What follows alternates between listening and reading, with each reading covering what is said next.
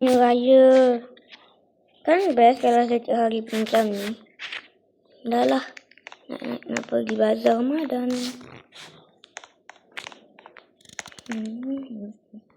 Masuk ni pula.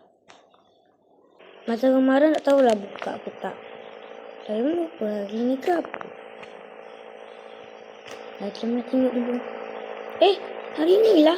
Wow. Cantiknya. Nak parking sini tau. Hello. Tak apa. Wow. Cik. Wah, mana? Tak ada orang pun. Wah, yang ada cuma orang kedua. Hai, selamat datang. Mahu beli apa? Sini cuma ada hotdog, ada burger. Banyaklah ada yang bergoreng-goreng. Chicken chop pun ada. Saya nak burger satu boleh? Burger apa-apalah. Okey. Sekejap. Hotdog. Nah. Hotdog. Dia akan jadi RM10 buat sini. Berapa tadi? Lupa lah pula. RM3.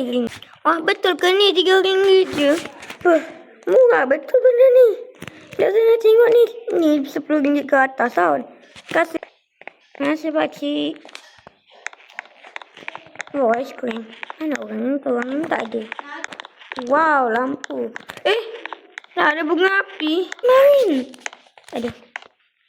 Alah, tak ada yang di. Dah ni. Paling. Oh, bahaya tu. Yeay. Selamat Hari Raya Aidilfitri kepada semua. Ampun maaf diminta.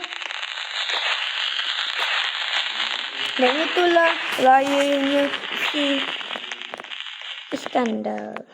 Jumpa lagi the next episode. Bye.